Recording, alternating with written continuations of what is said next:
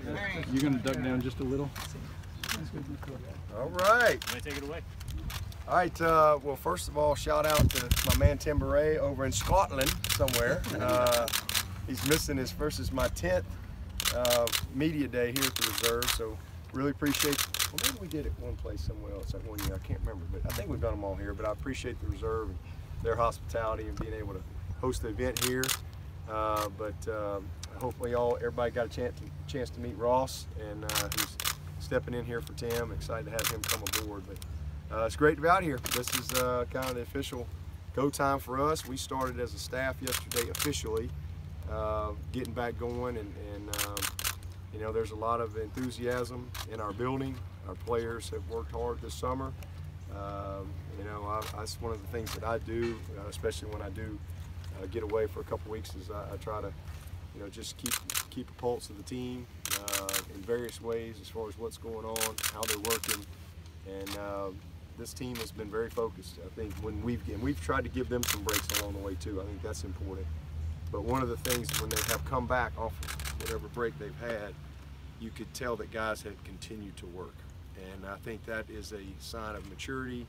That's a sign of the veteran leadership and guys understanding what it takes, but also being committed to what it takes to be in position to get off to a good start at fall camp. So I think we're in a good spot there, but just anxious to get going, and happy to be here with you today. Coach, you mentioned veteran leadership. How much will experience and having upperclassmen who've been to the college football playoff the last 3 years help this team? Well, hopefully a ton.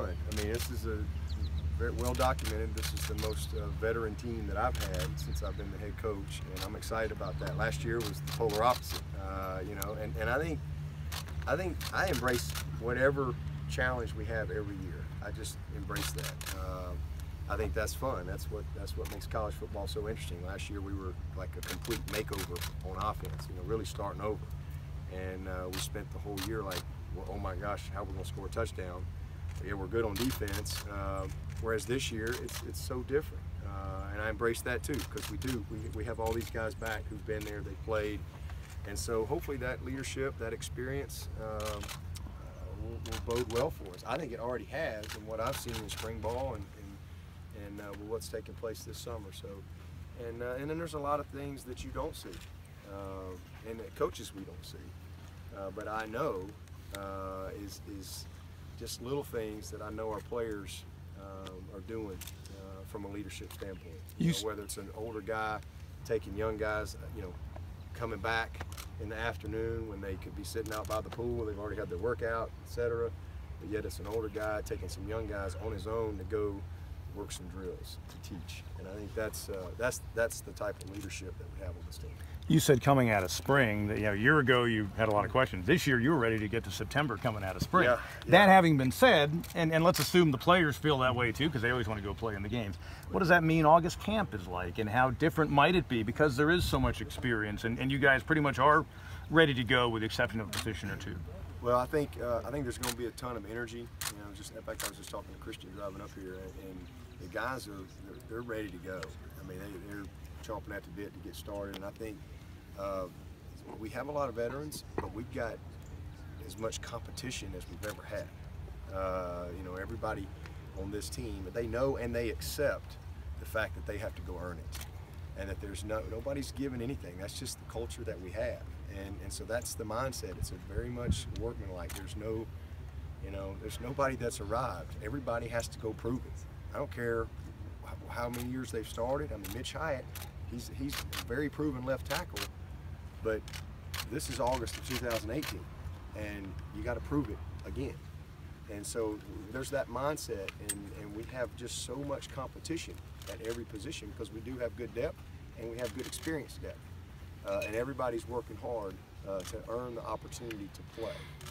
Everybody can't start, but it's not about starting. It's about how you play, you know, when you play, and so I think that that's where we are. And so with that comes a lot of energy and a lot of enthusiasm, and you know, it'll be exciting to get out there and watch them compete in camp. Coach, I think the day that we talked to you last at camp, they passed the new redshirt rule. How much of an advantage do you think that'll be strategically with some of those guys that are on the fence? I know you talked about you're real close with Kendall Joseph, not redshirting him. Just guys like that being able to play them late in the season. Yeah, well, I don't know how much of an advantage it is because everybody has the same opportunity. So I don't know that like gives us an advantage, but I think it's a great opportunity for us from a developmental standpoint for every team. I mean, I think it's. I was just talking to Kelly and Kwok about it on the radio there, in that you know, you may have a guy that's just not ready. You know, but by the end of the year, man, his kid is really developed. He's been through Power Hour. He's matured. He's mentally in a different place. Boy, it's really nice to be able to say, hey, you know what? We're going to be able to get you in. Get you in a game here. The engagement from your redshirt guys, I think, will go to a whole nother level. You know, I think we do a good job. Guys that are redshirting, it's hard, but we have a little plan. In fact, we talk about it every fall camp on how we're going to keep our kids engaged, how we're going to. You know, what's our plan? I want to know what your plan as a position coach is. If we're going to redshirt this guy, what's your plan weekly to keep him engaged? You know, and just so there's a steady progression, and he doesn't feel, like he's not part of it. So I think that part really helps, because now if a guy knows he's got a chance to get in the game, and you're still limited on how many guys you can travel on the road, 72. So you got decisions to make there, but even still, you might get to a point in the season where you go, you know what, man, perfect example is Cleveland. His freshman year, he's coming off an ACL, and he wasn't quite ready. We drug him along for about 3 or 4 games trying to make a decision, and we're like, okay, let's try to hold him. And then, we held him all year.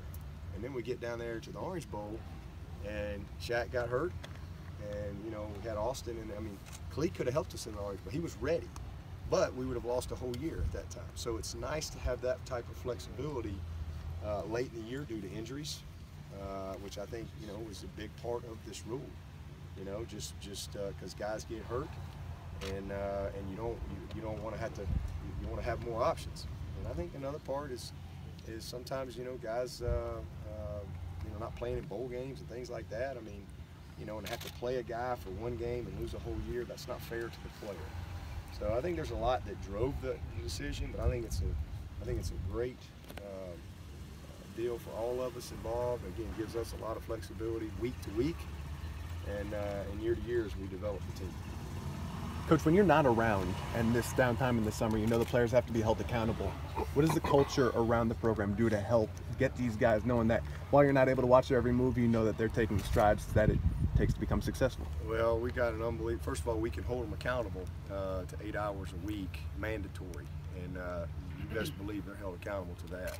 So Coach Batson, and not too long ago, everything was voluntary in the summer, and you couldn't punish somebody. I don't know if y'all remember this. Like my first year, I punished a kid. I punished a kid because he wouldn't go. We were having some academic issues, and so I made him come, and like 5:30 in the morning. We just went for a little 2-mile run, and next thing I know, I'm in the USA Today. I'm like, you mean I can't make a guy go to class? We're paying for class. So it was those days are changing. We can hold them accountable in the summer, which is great. So Joey and his staff do an unbelievable job of that. But there's only so much we can. There's an 8-hour rule. So that's all your workouts and your running and stuff. So it really becomes imperative that guys go above and beyond, and if they do a lot on their own, and like all of our skills and drills, all that stuff is player led. And our guys, that's just the culture that we have here. It's just kind of passed on, through our years here, going into year 10. This is what we do. This is what it takes. And you have the young guys that become older guys that carry on the tradition, and it's important. But they've done a great job. We had a great semester academically. Summer 1, really good semester academically, and so hopefully we'll finish strong this summer too. I'm sure the count is probably up around 10,000 during the offseason that fans have asked you and the offensive staff about the quarterbacks at Georgia. Yeah. And again, you've said what you've said about it leading up to now. When do you anticipate, or do you have a feel as to what point, either in the preseason or September, that you'll be comfortable with the pecking order you've established, or what you've decided with that rotation? Yeah, well, as I've said, I mean, I said after spring, I thought we had 4 guys that we could win this league with, or could, compete to win this league with. Now we got 3 because Hunter decided to move on. So that hasn't changed, and but how that's going to shake out, I don't really. I mean, I know how we're going to start. I mean, Kelly is coming out of spring #1. And that he went into spring #1, he came out of spring #1, but the gap closed. So we'll see what happens. It's a daily competition, a daily battle, and I'm very confident in Kelly Bryant. Believe in Kelly. I think he can lead this team. He's already proven he can do that. But he's so much better today than he was this time last year. And the same thing with Trevor and Chase. I know neither one of them taking a snap, but based on what I've seen in our practices and in our meetings, and who they are as people, I think that those guys will have an opportunity to compete. So, I don't really have a timeline. I mean, it'd be great if I was in a situation where it was just, you aren't even asking me the question. But then again, it's great to have great competition too, because I don't know that I've really had a situation where I can honestly say that I think we can compete in our league with 3 guys. So that's a good situation. I think just a couple more so we can start. Is this the best defensive line you've ever seen or been around, do you think?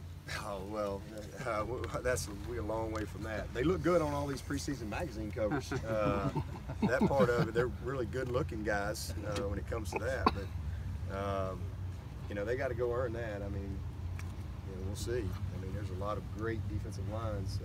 I've been around some great defensive lines at Alabama, some great defensive lines here. Grady Jarrett, he'd be the first one right here saying, and Vic and those guys. But, I think that they're obviously have a proven track record. They're dynamic. They're great young people. And everybody talks a lot about those 4.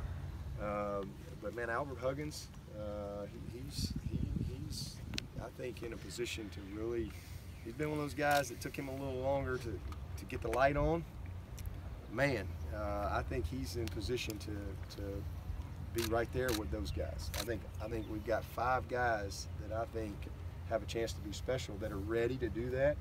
And then that young group behind them, from a depth standpoint, maybe it's a conversation.